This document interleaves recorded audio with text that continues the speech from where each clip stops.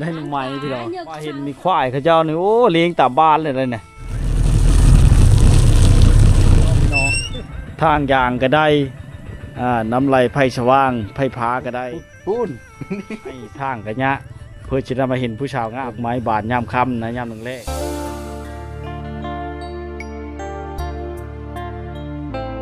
สวัสดี FC ทุกคนนะวิดีโอนี้เฮากำลังสิเดินทางไปเมืองไส้บัวทองแขวงขมูลเนาะซึ่งการเดินทางกับฝนตกทุกคนเทิร์นหนทางเขาแปลงไม้นะครับ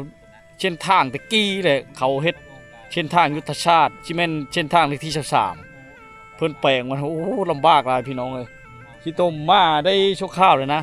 เรื่องการเดินทางกับ30 ปลายกิโลเนาะจะขี่รอดบ่รอดมื้อนี้ตอนนี้ก็เวลากะ3-4 โมงแรกเลยนะพี่น้องนำพาพี่น้องไปติดตามชมภาพบรรยากาศคันว่ามันบ่ค่ำก็สิไปฮอดบ้านปะกล้วยนะคันมันค่ำก็สิแวะแถวบ้านนาโมเมืองไชยบัวทองแขวงขโมนพี่น้องไอ้ลายหมู่บ้านเทียนนั้นมีแต่เขตชนเผ่าผู้ไทยเดี๋ยวเราไปติดตามชมกันบรรยากาศพี่น้องเลยเนาะ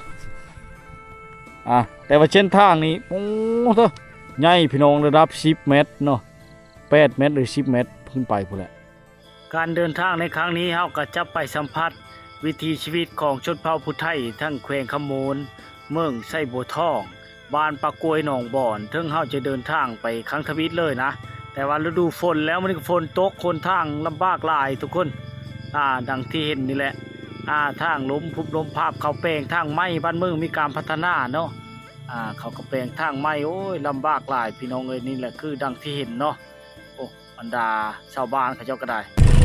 เป็นได้แล้วบ่รอดแล้วติดนี่นะเขาแปลงเพราะใช้ทางนี่นะเขาแปลงเพราะใช้ทางนะฮอนเมืองไชยบัวทองคุณบอกเจ้ามาได้ใช่น่ะชุมตอนไปนะผมไม่ได้ตกน้ำไปบนบ้ามาทางนี้ก้อยพี่น้องเลย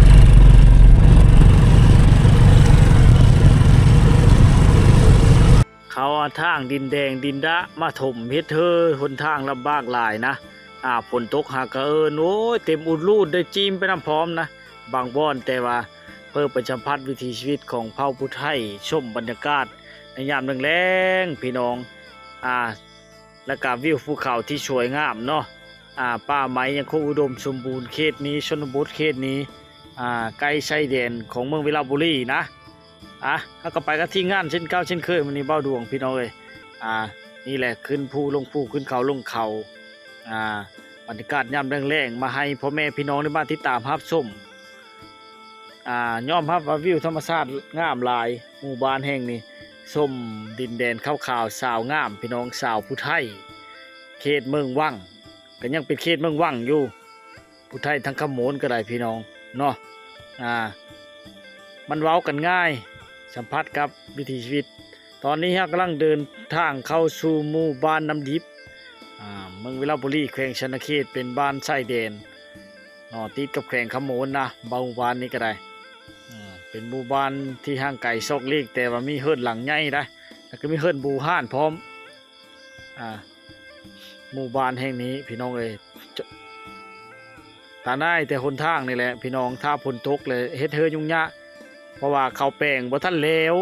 เขายังถมดินแดงไปก้อนในอนาคตเขา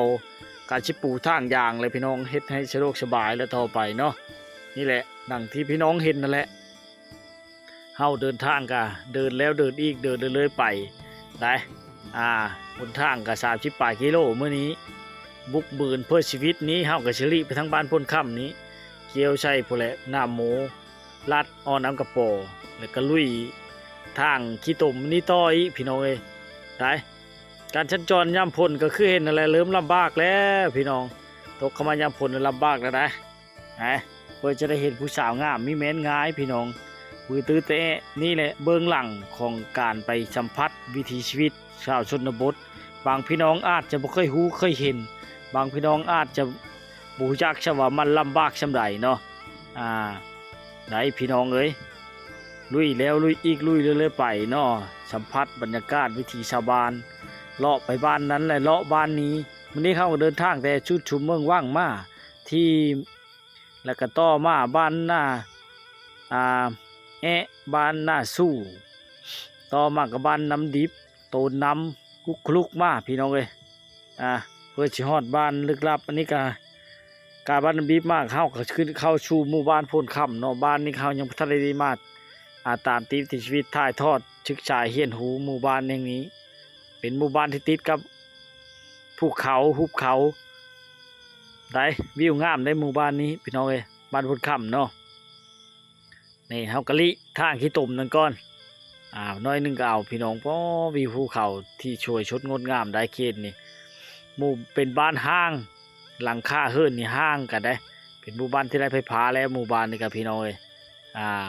สัมผัสบรรยากาศไปพร้อมๆกันเนาะสองภาคข้างจะเต็มไปด้วยหลังคาเฮิรนและก็ต้นไม้ทางหน้าก็จะเป็นภูเขาดูย่ามฟ้าย่ามฝนเฮ็ดเธอหนทางในเริ่มหญ้าแล้วพี่น้องไปใช้บ้านใส่มีสติระมัดระวังยานรถพลาดแปรเปินเนาะนี่แหละคือสภาพเส้นทางในการเดินทางตอนนี้ก็หากอ้อแต่บ้านพ้นค่ำกำลังมุ่งหน้าเข้าสู่บ้านหน้าโมหน้าโมแล้วก็บ้านน้ำกับปอแล้วก็เว่ไปบ้านท่าโอเค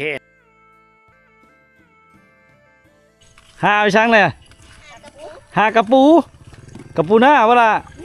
โอ้เห็นเลยไหลนี่ชาวบ้านเขาจะพ่นตกไม้มานี่บ่นี่นะ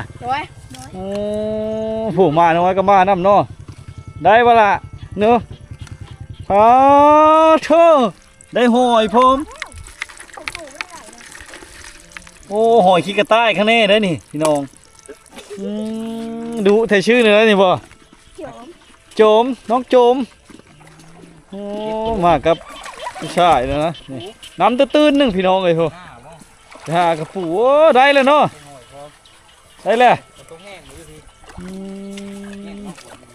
จบดีเนาะอยู่บ้านนั่นน้าหมูบ่ล่ะ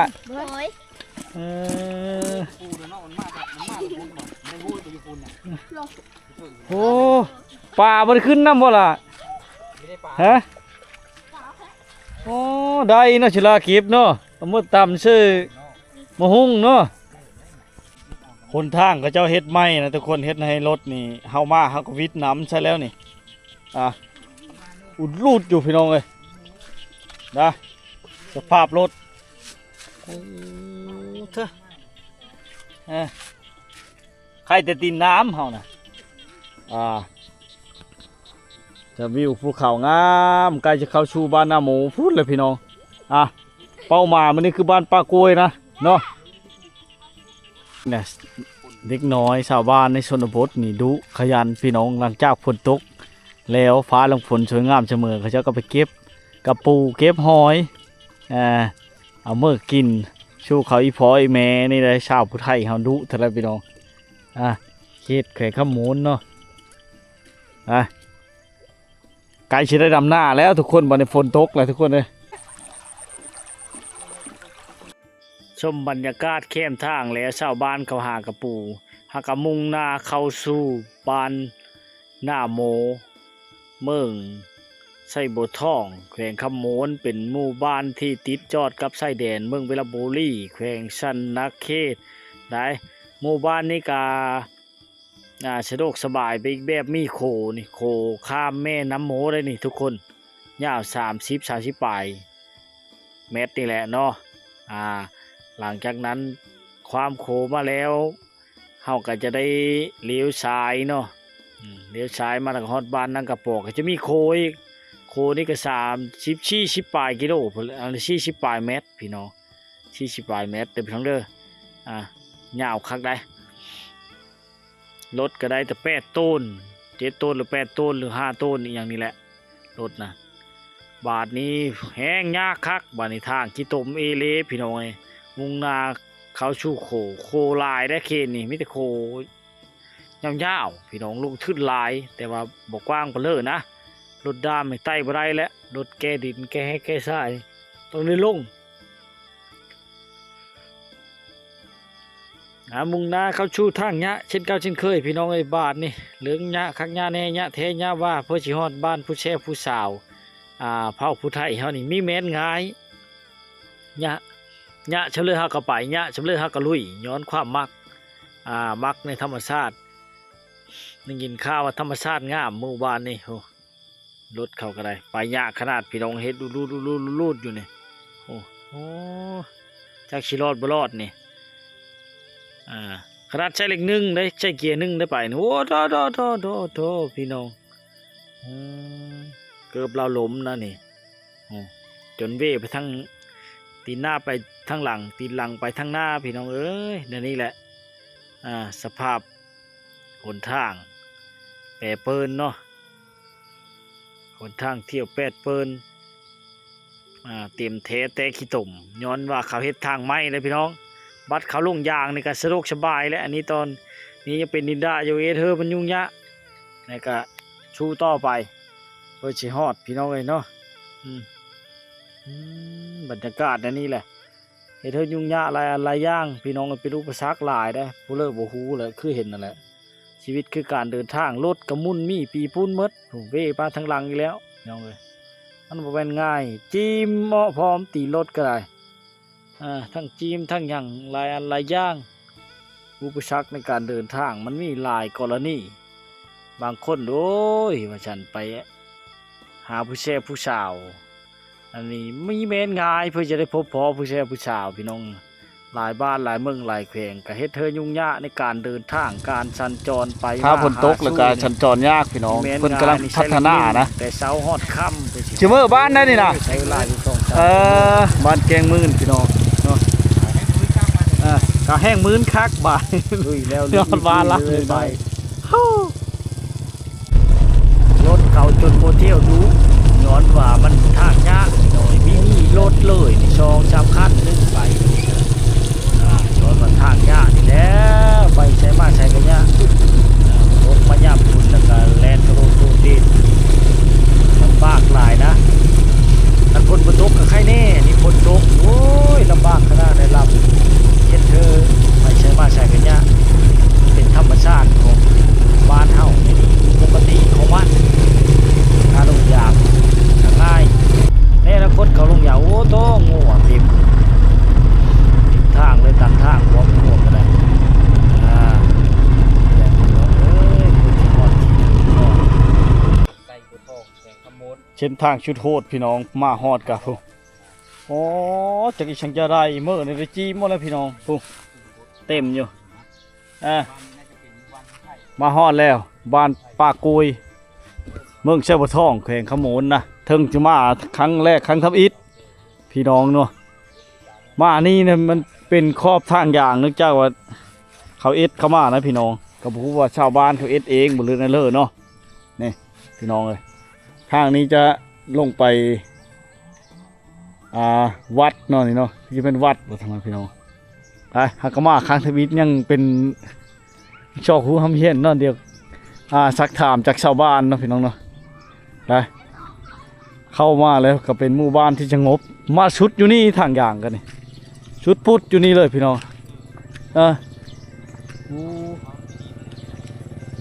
ได้พี่น้องบรรยากาศยามแรงๆมาฮอดจุดค่ำใช้เวลา1 ชั่วโมงนะแต่เขตชายแดนเมืองวิลาบุรีเนาะฮามานี่เนาะจอนชนเข้าพี่น้องเลยหมู่บ้านนี่ก็ห่างไกลซอกลีกนะคือว้าวเลยเนาะแต่บ่ฮู้ว่ากิโลเมตรแต่นี่ไปหาเมืองเชียงทองจักไกลชำเลือพี่น้องประมาณ30 กิโลเนาะประมาณนั้นเลยพี่น้องงามเลยนี่ก็เป็นอันนี้ก็เป็นนั่นเซตสงครามเลยที่มาจากยนต์เขาเจ้ากระนำใช้เป็นประโยชน์นี่ผู้พักผู้หญ้าพี่น้องอันนี้แหละทีมจากยนต์สมัยสงครามตะกี้เนี่ยได้ประโยชน์และกับคุณภาพกับทนทานยังมีสีติดอยู่ยอมรับได้บรรจุระเบิดกระป๋างบอมบี้เนาะหรือบอมบิ้งพี่น้องเลยได้ประโยชน์ได้เท่าเลิกปีกะยังคือเก่าพี่น้องจะเป็นเล้าเขาเจ้าเนาะบ้านนี่เป็นอาจจะเป็นบ้านชนเผ่าผู้ไทยนะพี่น้องเนาะที่เฮาได้ เข้ามาสัมผัสตัวจริงบ่ฮู้ว่าจะเป็นจังไดเป็นบ้านทรงดั้งเดิมอยู่เลยทุกคนนี่บ้านทรงดั้งเดิมตะกี้เนาะยังมีให้เห็นให้เบิ่งอยู่ปีนแต่หลังคาจากหลังคามุงแปนมันก็โหเนาะหลายฟ้าหลายปีเขาเจ้าก็เอาชังกะชีหรือกระเบิงมามุ่งแล้วมีดอกขุดอย่างข้างในได้น้องหมู่บ้านที่กว้างเนาะมาเกงมาส้มโอพี่น้องเลยนี่ก็ดินดำน้ำซุ่มในบ้านป่าโกยพี่น้องเนาะสังเกตเบื้องต้นไม้มีต้นไม้บางเยอะพี่น้องบางแง่บางไงเนาะนี่มะพร้าวดกได้ท่านผู้ชมเลยเขตนี้เนาะพักขาก็มีได้ลักๆเลยลักๆเลยชาวบ้านเขตนี่กินพักขาพักเน่าเป็นประจำเนาะนี่บรรยากาศที่ยามแรงๆเข้ามาแล้วบ่อยากเห็นผู้คนพี่น้องเพราะว่าช่วงนี้มันยามให้ยามหน้าเนาะพระเจ้าก็ไปให้ไปสูนเมื่อแล้วนี่เฮิ่นผากระแตะผ่าไม้เหอย่างต่างๆแบบนี้เขาเจ้าเอามาสานเอาเองนี่พี่น้องยังมีให้เบิ่งให้ชมให้เห็นอยู่เลยนี่นี่เขาเอิ้นว่าอย่างพี่น้องผู้เลิกรู้จักก็คอมเมนต์มาได้นี่เนาะจักอีชังนี่นะเขาป้าในกุ้งโมงนี่งามนะเขาป้าในกุ้งโมงพี่น้องเลยเป็นโน่นผู้น้อยบานนี่สะอาดงามตาพี่น้องเลยนี่พี่น้องเป็นอาหารหลักๆของชาวบ้านเนี่ยมันยังปุ้งอยู่ในยามนี้ก็ได้เพราะว่าเขาเอาดุเฮ็ดเธอมันปุ้งเลยและเฮิ่นเขาเจ้านี่ก็ว่ามีโชนเป็นของตัวเองเมิดผู้หลังคาเฮิ่นเลยทุกคนนี่เนาะได้นี่นะบรรยากาศบ้านนี่ก็ได้ห้องน้ำแล้วพี่น้องมีไฟฟ้ามีห้องน้ำเลยนี่ชาวเล้าเขาเจ้านี่เล้าบักเยอะทุกคนเขาเจ้ายังเฮ็ดแบบดั้งเดิมอยู่นะแต่ว่าโบมีสัญญาณเลยพี่น้องรัก7นี่เนาะคือชิแม่นเขาใช้รักเก้านะสัญญาณอินเทอร์เน็ตนะมาเข้ามานี่ยังบ่ค่อยเห็นผู้คนอยู่แต่บ้านเขาเจ้านี่เป็นบ้านที่กว้างนะบ่ชูได้ต่ำน้ำเลยนะบ่เห็นคกเขาเจ้าประดมีแต่คกเขาปาไว้อันเดียวนี่พี่น้องควายเขาเจ้านั่นเลี้ยงอยู่ในกลางบ้านเลยทุกคนมีมักกะโลงเขาอัดไว้มักกะโลงใช่ไหมมันดังแห้งบ่ฝนตกมากอะทุกคนเลยได้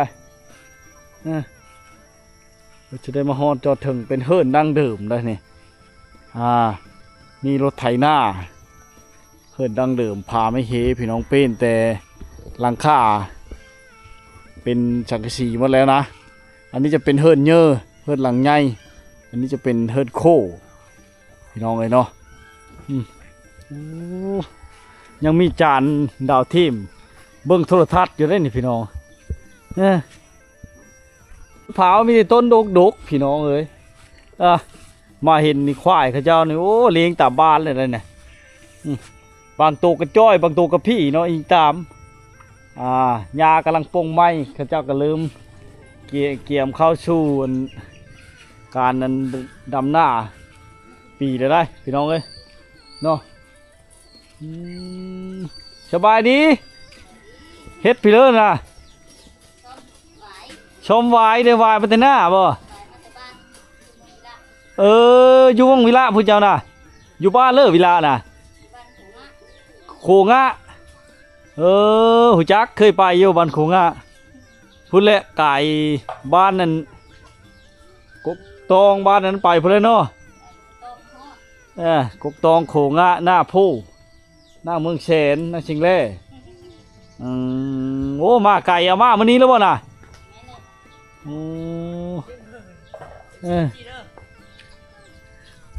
นี่พี่น้องเพลือบ่มีผู้เนาะนี่นะบ่มีผู้เคมานะบ้านนี่หลายนี่เจ้าปู่อยู่ปลายชาติกำลังงามทุกคนเลยมานี่บ่ค่อยจะเห็นผู้คนเลยชมบรรยากาศหมู่บ้านลายพี่น้องอันนี้เป็นโน่นคักเลยโน่น โน่นสูงบ้างนี่เนาะโอ้เอ็ดพี่เลอนี่นะแม่เฒ่าฮะ ไอ้คือ สบายดี ตายแล้วใช่ไหมนี่ ฮะ ใช่ไหม มี นี่ จักราคาบ้านเฮานี่บ่ จักแหล่แม่ 180บ่โอ้180ราคากว้างคักอีหลีเนาะ ฮอด บ้านเยอะขนาด ฮอดบ่พอเลย ฮอดแล้วเราว่าฮอดแล้วก็จื้อเลย วางพุ่นประกวยหนึ่งบ่อน บอกบ้านหนองบอนกับป้าโกยมันขึ้นนั่นเดียวบ่ได้ยินแต่ป้าโกยหนองบอน ประกวยหนึ่งบ่อนมันเดียว บ้านนั่นเดียวสองบ้านโฮมบ้านเดียวอยู่เต็มหมดที่บ่บอกนี่เนาะ ผู้เอาแม่ไปที่ก็ดีเนาะนี่นะเป็นที่แล้วผู้สาวดี โอ้เอาบ่ได้บักเธอญาติพี่น้องเห็นเขาถามหา ไม่ได้เห็นไม่ได้สวีหูวีหามหมดจะเสียบเอา โอ้ยงามอยู่ไม่เท่าเว้ย ยันไม่เว้าเด้ โอ้ อ เติมนี่180หลังคาพี่น้องเอ้ยเนาะเฮ็ดบูหานยังมีให้เห็นอยู่นะทุกคน อันที่มุ่งโดยแปลนบ้านนี่ก็ได้เป็นบ้านเก่าแก่ดังเดิมบ้านชนเผ่าผู้ไทย180หลังคาสองบ้านจะเป็นบ้านเดี่ยวบ้านป้ากล้วยหนองบ่อนเฮาก็ได้มาทำอิฐเนาะโอ้พืชเขาเจ้าพี่น้องเขาเจ้าตัดมาไว้ถือว่าฤดูฝนนี่สะดวกสบายเลยนะเขาเจ้าหาพื้นได้บรรยากาศดีได้ฟ้าหลังฝนจำพี่น้องสวยงามเสมอเนาะนี่เสาเฮิรนกับเสาเฮิรนดั้งเดิมตะกี้ผาไม่เฮผากระแตะพี่น้องเอ้ย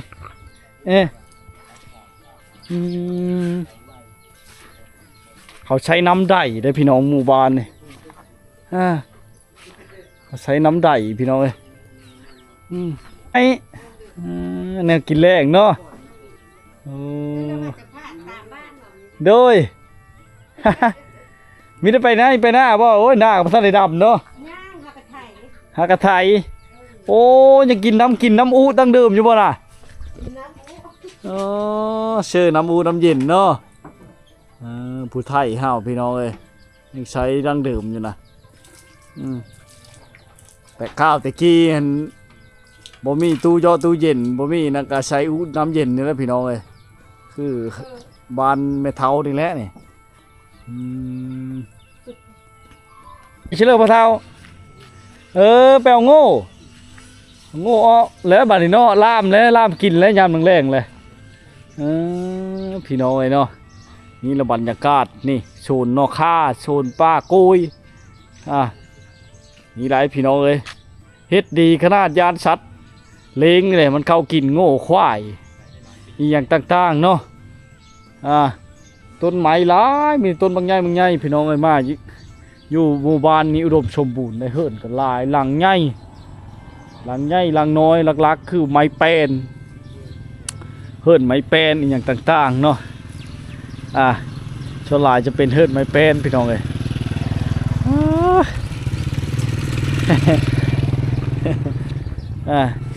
แล้วก็เป็นเฮิรนที่ได้ห้องน้ำเลยนะโชว์ลายจะเป็นห้องน้ำอันนี้ได้ห้องน้ำเขาแรกเนี่ยบนท่านในมุ่งอันนี้พี่น้องโอ้นี่ก็นี่ลักๆเชียดสงครามตะกี้เนี่ยเขาจะมาปลูกพักกินพี่น้องพักโบโหหอมพักเถิมสบายได้กินตลอดปีเนาะตลอดแรงตลอดฝนนี่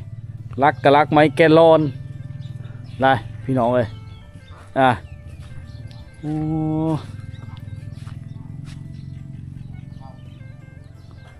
เข้ามากับโจลายจะบ่เห็นนั้นผู้แช่ผู้สาวเนี่ยนะเขาไปเฮ็ดงานเมื่อเราไปยักพี่น้องเลย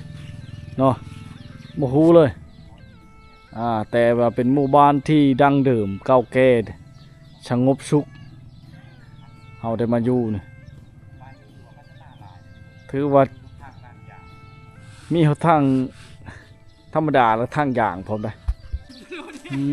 ข้าเจ้ามาแต่หน้าไปจ้ะมาแต่เจริญนี่นะบ่มาแต่น้ำให้โอ้เฮ็ดให้พร้อมเนาะบ้านเจ้ากันเนาะ ไปซักให้เขา ไปเอาแห้งบ่ จ้างนี่แหละ รับจ้างวันทะเลนะ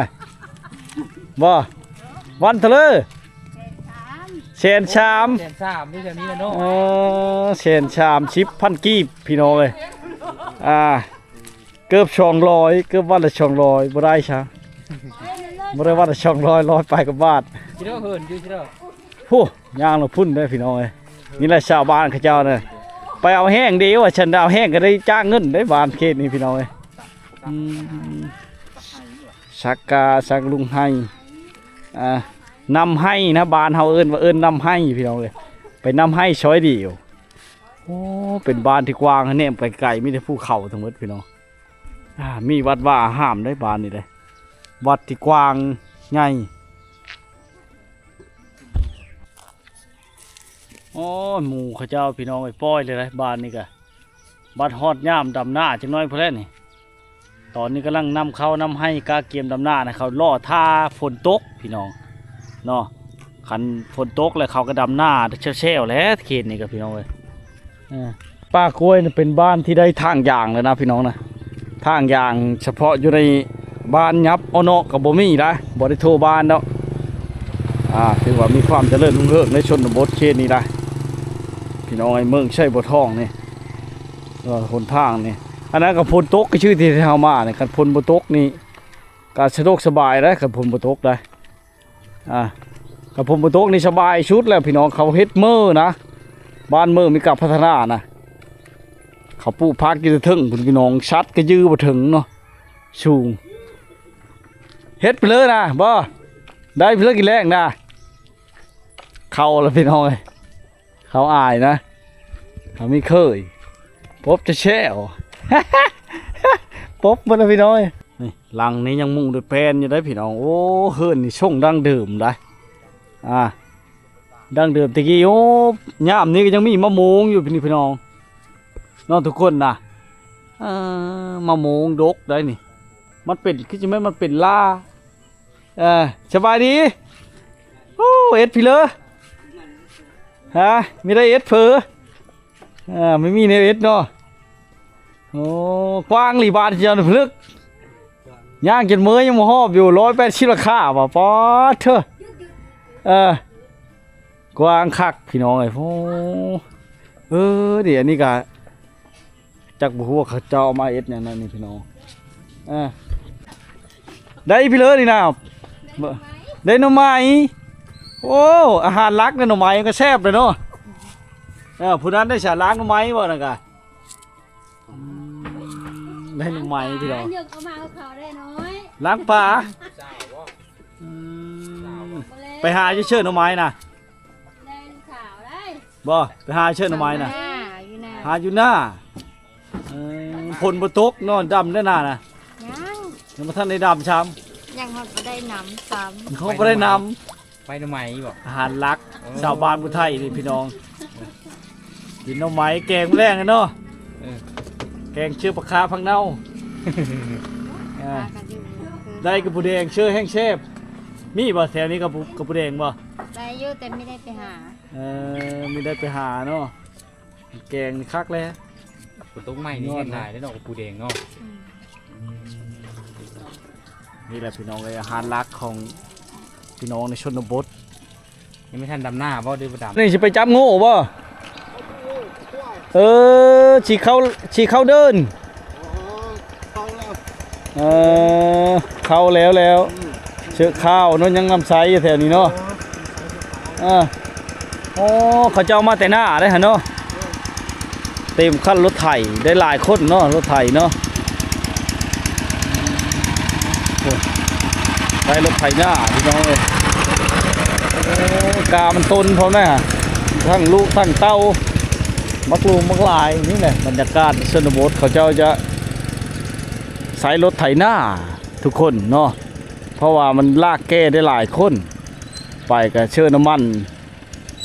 ใส่กับไปปกติก็ฮอดฤดูกาลนำหน้าได้ทุกคนแต่ว่ามันผลบ่ตกผลหักกระตกช่องชามือนี่เฮ็ดเธอทางกันยะแล้วเขาแปลงเมื่อรถพี่น้องเอ้ย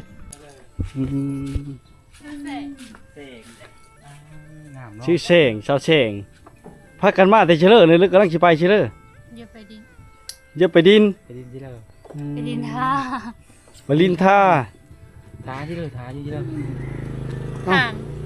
ทางลินท่าไปดินทางนี่กับไผกับหมู่บ่น่ะเจ้ามาโชดน้ำมูบ่เนี่ยเจ้ามาโชดน้ำมูเจ้าบ่เดี๋ยวที่เลย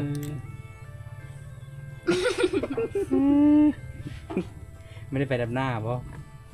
ไม่ได้ไปอืมไปเอ็ดเพลือมากคือข่าวเด้ฮะไปเวีบ่ ไปเวงหากะมัน ไปวิ่งกันก็มาอ๋อจะพ่อจังข่าวเนาะมาดำหน้าบ่ ชื่อนี่เลยผู้ชาวชื่อนี่เลย ซื้อแส แสงสาวแสงพี่น้องโชดบ่เนี่ยยังโชดบ่ โชดบ่ โอ้ยจากชิบังเฮ็ดไปเลยเด้ โชดแม่นบ่ ฮะโชดหรือบ่โชดยังโชดอยู่เหรอวะ โสด ยังโชดอยู่อายแห้งนะพี่น้อง จะปีเลยลงก้อนแต่ลนนะยามมันไป เจอไปตกรถ ไปบ่ ตกรถช้ำจะหน่อยนี่เฉลยมุ่งของเจ้าน่ะ ปีนะ มีลงมาช้ หากะ คือชีมเอา ว่าดังๆเป็นไปเลยคือชีมเอา หากะ17 ปี ำ17 ปี อื เอ ม อสาวขึ้นไม่ ได้ฉัน ไปอยู่ทุกปีแล้วไปอยู่เวง หากะไปได้ปีหนึงกับ6 อืม ปีนี้จะมานำหน้าไปเลยชีมเอา ยานายได้ยินบ่ชีมเอาล่มผู้บ่าวได้ใจ ละ เลย อาย จ้ะ กอง ฮะอายไปเลย คนงามบ่นายก็มีคือสิเลิกหมู่คือมีเห็นลงมากลงงามแน่ เข้า โอ้นึ่งข้าวบ่ เรานึ่งข้าวบ่โอ้เจ้าอันนึงแล้วแหละบ่ บ่ได้นึง มีได้นึงเอาคือว่าฉันล่ะถ้าเขาอีเมนึงบ่ บ่ บ่มื้อนี้น่ะบ่ได้นึงเลยอืมโอ้มีสีเลาะสีเรียบเนาะมาแต่เวียงนี่เนาะ หนัก แต่พ่อจะงามเนาะ ขาวเนาะลาเจสเพลินน่ะ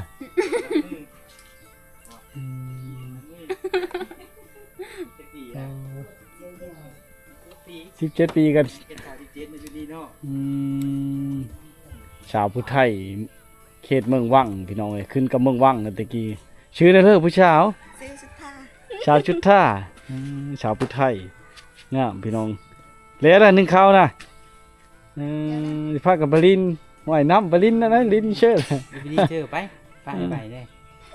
เดี๋ยวเพิ่งผู้บ่าวไปเลยไปดินซื้อบ่ ขี่รถไปดินซื่อๆบ่มีเมีย เอ้าไม่ได้นำหน้าบ่ ไม่ได้เอกินยักษ์ชั่วโมงแรงนะเอกินนะ ไม่ได้กินเขาเลย ไม่ได้เอกินเพนเลยก็เลยไปบ้านนี่ ไม่ได้ไปหาหน่อไม้บ่คือมีไปหาเป็นบ่หน่อไม้ เป็น สาวเวียงจันทน์เนี่ยเป็นบ่เนาะ จะมามีเป็นเนาะหาหน่อไม้ก็หาเป็นใช่ไหมอันนี้สาธิตท่าบ่ไม่ได้ห้องเห็นบ่ เอาแล้ว เอาแล้ว ไปเลี้ยงน้ำเดียวบ่กับสาวเสก ไม่ไป ไม่ไป อยู่บ้าน เคยไปอยู่ป่ะจ๊ะ เคยไป เคยไปอยู่เนาะไปเฮ็ดงานหยังสาวแสง ไป ไปเสิร์ฟ เป็นเด็กเสิร์ฟ อาหารงานอยู่ร้านอาหารเขาเอิ้น ร้านอาหารนอนดึกเด้ คือมีไปไทยแหละ บางมือบ่ได้นอนซ้ อืม ถึงโมง2 โมงบ่ได้แม่นบ่เสิร์ฟแล้วก็ล้างถ้วยอีกแม่นบ่ ำบ่ได้ล้าง ประจานต่างหากบ่อ๋อได้เงินหลายบ่ไปวิ่งไปสิเด้อมื้อบ่ไปสิเด้อมื้อ เปย์ผู้บ่าวหมด เปย์ผู้บ่าวใช่ว่าบ่ทันมีผู้บ่าวอ้าว เปย์ผู้บ่าวหมดแล้ว สายเปย์บ่นี่ ผู้บ่าวเก็บเอาตังค์ คันเจ้ามักแล้วเจ้าปีเต็มที่แล้วแม่นบ่ หึ เจ้ามักแล้วเจ้าปีจนหมดโตเลย เจ้าหมดโตหรือเขาหมดโต ค่อยดีแล้วหมด หมดโตไม่บ่มักบ่สิมายนี่ก็ปีได้ก็จะไหน โอ้ผู้ชาวใจเด้อพี่น้องใจลอยเด้อนี่ใจเกินร้อยโอ้สาวแสงคนงา หาม ยากได้เนาะผู้สาวตัวนี้เนาะ หายากได้อผู้ชาวแล้วนี่พี่น้องเอ้ยทุ่มชุดตัว ชุดท้ายได้บัดนี้ได้บ่ได้กันบ่ เอามานำบ่แฟน มาผู้เดียวคือมาผู้เดียว ขึ้นเอาโทรศัพท์ป่ะผู้ชาวลืมใช้ชั้นงานรักอีกชั้นมีเนี่ย รักเก้ารักห้าได้หมด อะไรเขาก็คือบ่ได้เขาใช้หลัก7จ้ะฮะอะไรว้าวอีหลีบ่ ได้เบิด ยังโชดหมันทั้งช่องบ่เนี่ย โสด ยังโชด โสดรถโสดก็คือโสด ของค่อยคือบ่มีเลยนะ แสงเนาะเนาะยังไม่ได้ผูกกับโสดแม่นบ่ได้แฟน อ่ะ ก็ซื้อ บ่มีจักดีเลยของค่อยรักเจ็ดน่ะ ได้แฟ นี่ น แม่นไฟดับแล้วมันมีได้ ได้ผูกได้ ไฟดับบ่เนี่ยโอ้ปกติได้เนาะโอ้สบายสัญญาณอินเทอร์เน็ตก็สบายเนาะแดดขาวๆเช้างามเฮ็ดหน้าแช่งบ่บ้านเฮาเฮ็ดนำบ่บ่ได้เอ็ดเนาะเฮ็ดแต่หน้าปี ไม่ได้น้ ยังมาอันนั้นบ่ได้นะมาดำน้ามาเกมดำหน้านะจะบ่ได้ไปเฮ็ดงานน่ะแล้วดำหน้าได้ซะ ำแล้วน้ำหน้าก็ไปอีก ดำหน้าก็ไปอีก เดี๋ยวเอาหมู่ไปนำบ่ ฮะ บ่จะแสงเอาหมู่ไปนำบ่ สองสาวโสดพี่น้อง ไปผู้เดียวคือมีเอาหมู่ไปนำหมู่มีไปแล้วมีจะไปบ่ อย่าไปอยู่ หมู่จะไปอยู่เพิ่นมีเอาหมู่ไปนำ เขาบ่ได้รับงานบ่ใช่จังบ่ไป เสียงยามต้น สิญญามีต้น วันนี้ไม่ได้ไปบ่สิทางตรง วันนี้ไม่ได้ไป กว้างบ่ให้เจ้าน่ะให้เป็นต้นน่ะกว้างบ่โซนน่ะ ก็ธรรมดาไม่ได้กลางปานเลย พอได้ช้อยแม่ว่าหลายคนบ่เฮิ่นน่ะ เอ้ย2คนแต่ว่าเอาโผเมินโผมาแล้ว แล้วยังแต่เจ้ากับแม่ หนึ่ง ลูกชาวลาวบ่เจ้า ลูกสาราขนมแพงได้ที่ผู้ไทย หมุนคอนพร้อมเนาะเอ็ดเป็นเอ็ด หาผู้บ่ ลูกสาวกบบ่ลูกสาว หาผู้บ่าวมาช้อยแล้วจังก็ เดี๋ยว ลูกสาวเดียวอีกสาวเดียวยังแพงกว่านี้ชื่อบุญพออีกเคยสู้แม่นบ่ ลูกชาวเดียวทั้งลาวทั้งกกเนาะนะ เอาพื้นเอาพูนเอาจะได้บ่เคยสู้หรือกลมนาเลยบัดนี้ เคยไปบ่ มีจัก พระธาตุนางลาวเพิ่นก็ไกลๆเพิ่นก็เคยไปบ่ เคยไป เอาเดี๋ยวว่า แถวนี้ไปเที่ยวใช้เวลาว่างๆมีบ่เที่ยวชมอยู่บ่ ไม่ได้ไป มาเธอกับไปดินธาตุไปดินหัวผาย ลินโหพายพุ่นเนาะบ่อนพุ่นเนาะไปลินน่ะทำจิเลย ทำปะโกย ทำปลาโกย ใช้ไปท่องกูโอ้ย ไก่เตอบ่แต่นี้ไปนะกะประมาณจักกิโลน่ะทำปลาโกยน่ะ เคยไปบ่ งามแต่บ่ได้เคยไปเทื่อจุมายน่ะ แดดไปบ่ เบาเฮือพังเลยกว่า เลยแดดไปบ่ บอแต่มานี่ยังไม่ได้ไปสักที จะไปอยู่บ่ ย่ามพลนี่มีหญ้าบ่ทางน่ะ ไปมาเลยบ่อายในเรื่องอาย หญ้าทอกค่ะเขาเอ็ดใหม่นี่แหละถ้าฝนตก เขาเอ็ดมือนี่หญ้าเนาะคันพลบ่ตกก็แสดงว่าสบายอยู่ห้องชุมายอุลูดจุดจีมหามามันนี่ ไปบ่อยู่ไปดี มาหาผู้สาวงาม ไก่เฉลยก็มา ที่โตบ่ไป มาแต่ชื่อว่างๆบ่ได้สิมาแก คนจะว่าจะไป ชั่วโมงปลายมาฮอดพี่ โอ้ไปไกลแท้ บอไม่ได้กัน ไก่บ่บ้านปากกระชาน่ะ ปากกระชา มีไก่ ไม่ได้ไกลปานเลย บ่ได้ไกลเนาะ ไปจ้ะอายจะไปนำอายก็จะไปปากกระชาเลยนี่ ไป ไป แต่เฮาไปส่งทันได้ ส่งที่เฉลย คือว่าฉัน ไป แหละ ส่งยุโคหันแล้วก็ให้จุ้ยเข้าไป อย่าบ่ไป สาวห นำ ลายได้บัด อย่าบ่ไปนำ ชาวลายบ่นี่ก็ลายกันแล้ว บุ้ง เขายังบ่ทันมาแต่เวะติเนาะ อยู่นี่ก็หลายก็เดี๋ยวว่า อยู่นี่มีได้ หมู่ ผู้สาวแล้ว หมู่จุมเจ้าได้ไปที่ละมดจ้ะ เขาไปให้เป็นเอาหัวมันละ โหมันแล้วยังแต่จุมเจ้า2คนนี่กับผู้สาวรุ่นใหม่บ่ยังหลายแถวนี้เนาะ สาวขึ้นใหม่เขาเอานี่ ยังแต่จุมเจ้า2คนนี้ จุเจ้าเว้าขึ้นช้าบ่ขึ้นไม้กันแล้วจุเจ้าก็ สาวโสดอันน่ะบ้านปะกุยเนาะ เห็นชาวพุทธไทยบ้านปากโกยแล้วพี่น้องมันนี่คิดว่าสิบ่พบพอล่ะ สาวผู้ไทย เอ้อ สาวผู้ไทยขนมแพงได้เขาว่า มาแต่ทางเดินทางนั้น ฮะ มาแต่ทางเดิน ให้มาจะจุดซุ้ม มาทั้ง ทางยากๆนั่นน่ะไปมึงลงไงเนี่ย สิพาลงขี้ตมเนาะขี้ตมทาง ที่สมบักหลาย เคยไปอยู่บ่ทางลาว ฮะ เคยไปบ่ไปดินทางลาวชิมเอาเด้อยังได้ยิน เพื่อจะได้ยินนำ ว่าดังๆก็เลย ๆไม่อยากให้เขาได้ยินนะกล้องนี่เด้ ไปจันว่าจะไปดินน่ะ ขอบใจเด้อที่ให้กำสภาพอารมณ์เด้อยังโชดดูพี่น้องเอ้ยนี่แหล้วสาวชนบทโดนๆจะต้องมาเห็นเทีนึงเกือบบ่เห็นนี่ก็ได้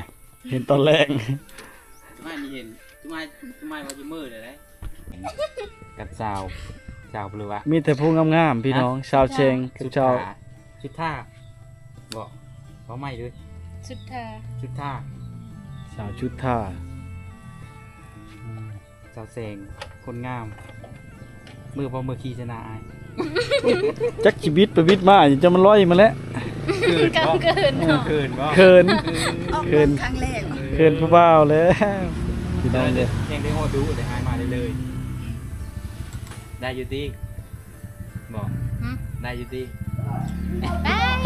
ว่างๆได้จะไปตลอดบ่น่ะไปลินนี่ไปลินน้ำหมู่บ่เนี่ยเป้าหมายหาเลาะลิ้นเนาะฮอดดินหลังจากนึ่งข้าวเป่าไผ่ล้างถ้วยล้างโบงแล้วตอนล้างถ้วยล้างโบงนึ่งข้าวคือบ่เห็นมันได้นี่พี่น้องแล้วเฮาขี่รถกายไปนะ คนหนึง ที่เริ่มอย่าง นี่ชิเลอร์เฮิดเจ้าฮะ คือทางไอ้มากบอกทางแรก อยู่ถึง ทางบรรดากระซะไปบรรดากระซะบอก อันนี้เฮิดนังเฮิดเจ้าท่านี่เนาะ เจ้าเจ้าท่าในเนาะมาที่หน้าถามหาแล้ว แล้วบ่สียามันน่ะแล้วคักเลย ยัง บอก ยังบ่ทันแล้ว เป็นตลอดว่าชาทาน บ่เขาวันนี้ไรอยู่เพิ่น บังเอิญขนาดฉันเนาะฉันบ่เห็นฉันนี่นะ หน้าโน่ปกติไปหายไปหน้า ไปดำหน้าเอาเห็นเขา โอ้ บางคนก็เขาดำเลยบ่บ้านเฮานี่ บางคนก็ดำแล้ว มันท่าแต่แสดงว่าท่าแต่พ่นน้ำพ่นซื่อคือบ่ดูดน้ำโหยน่ะเชิญน่ะน้ำโหย น้ำห้วยกระเฮง แห้งคือเดียวเนาะ น้ำห้วยนองบอลไหม อืม กว้างบ่น้อง แห้งคือเดียวพี่น้อง กินนี่มันหากันไร บอกนองบอลนะกว้างบ่จำเลยแต่เขาเอิ้นว่านองบอลจำบ่เดินเฮินน้อง เรือว่าเป็นบ้านชื่อบ่หรือว่าชื่อบ้านชื่อบ่หรือมีประวัติหนองบอนน่ะ มีจักเขา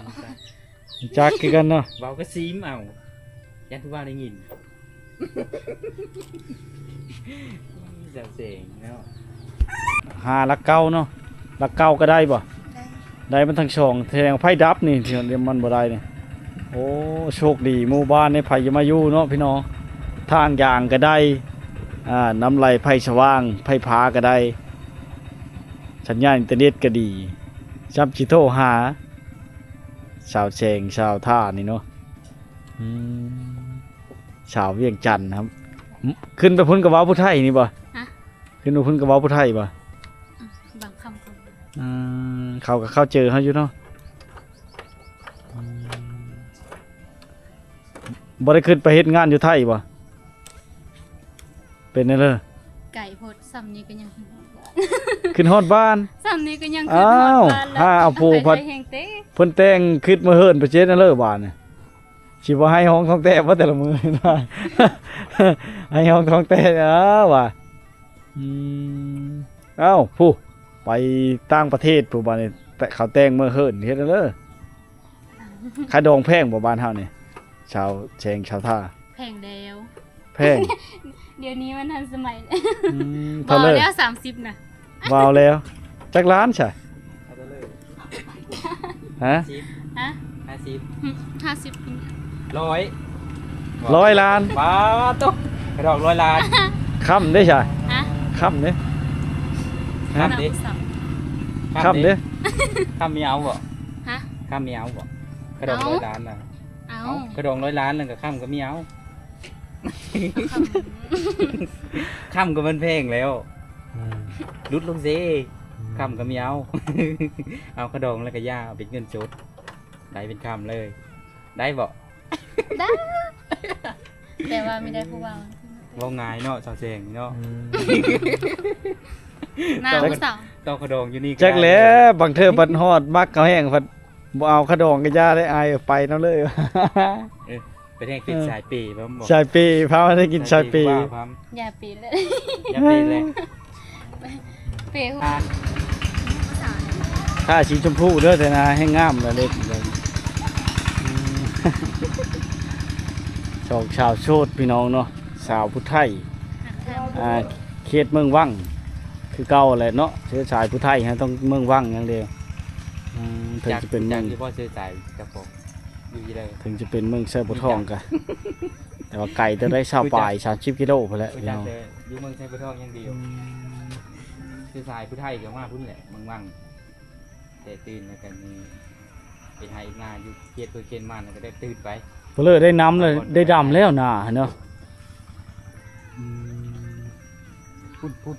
ปุ้น ชาวชาชาวลือบ้านปลาโกยไปจัก อันนี้น่ะสาวซ่าสาวลือนี่นะ เอาคนว่าปีผู้บ่าวอยู่เวียงมืดโตแล้วพอมาบ้านเอ้ยมาขายข้าวอีเมะบ่ไปเปย์อีกหืม โอ้ยเราว่าเยาะไม่ค่อยสิชื่อนะ เราว่าย่อย เออ คนนะ เราว่าเยาะชื่อพี่น้องเลยเนาะเป็นนั่นแหละ แกกันมีเว้าเนี่ยเป็น สองคนในงาม ทุกคน ไปคนละแบบนะทุกคนนะ เป็นบอกเราต้นทาง ชื่อใหม่ไปเลย ชื่อแต่น้องท่าเขาชื่อแต่ เอิ้นท่าก็ ท่า ได้ เอิ้นท่าเอาซะเนาะ หมามันเห่าไปจังไรมันติดเชิงของมันเฮ็ดนี่น่ะมันเห่าเดียวแล้วมันทักทายเนาะสิได้ไปจังกินแรงน่ะบ่ได้เลยบ่มื้อนี้ ไม่ได้ หน้าแม่ แม่ก็ไม่ได้ไปเสียงานต้น เสียยามมันต้นแล้วบ่ได้นะแนวกินบ่ เขาไม่ได้ไปหา หันเด้เป็ดนี่หั่นน่ะ ต้อง แม่ เป็ ก็ ด ยังเหลือเท่าสองตัวนี่ ต้องเป็ดไว้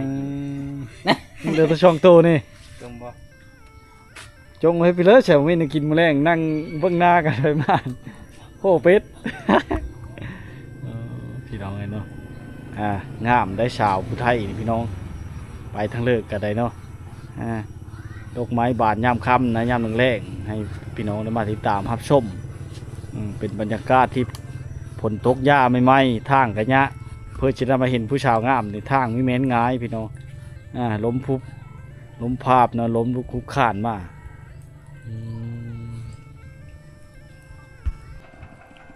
เนี่ยแถวบ้านป่าโกยเนี่ยบรรยากาศน้ำแรงเขาเจ้าจูงควายเมื่อพุได้นี่พี่น้องเอาควายเมื่อแรงบ่มันแมบน้ำนะเกงามเลยเนาะบรรยากาศเก่าๆพี่น้องแถวเขตนี้ยังมีให้เห็นเลยชนบทฝนตกแล้วก็ทางขับแปลงเมื่อให้เธอมันยะเลยพี่น้องเอาไปใช่แล้วนะผู้ชาวนะแล้วจีมพี่น้องไปเลยผู้ชาวโป๊ะป้ามาชองคนเลยนะเอ้ยหามเมื่อได้รถนี่ได้ รับบ้านปากกล้วยเฮาเที่ยวนี่บ่ได้เฮาครึ่งหนึงเฮาเที่ยวชมในหมู่บ้านนะพี่น้องถือว่าดินแดนขาวๆสาวงามได้พอผู้ชาวสองคนน้อมให้พี่น้องได้มาติดตามรับชมบรรยากาศยามแรงๆเนาะกาชิมีเท่านี้พี่น้องเดียวมื้อหน้าติดตามพี่ต่อไปเนาะมีแนวคอมเมนต์ชนเจอนะเลอหรือว่าบ้านเลอที่เฮายังบ่ทันได้ไปคอมเมนต์เข้ามาได้อยากให้ไปถ่ายเนาะถ้าได้โอกาสไปก็ไปพี่น้องเนาะขอขอบใจที่จะลาเวลามีค่ามาติดตามชมพี่น้องเด้อติดตามคลิปหน้าอีพีต่อไปเนาะขอบใจที่มาติดตามรับชมกับเส้นทางยาก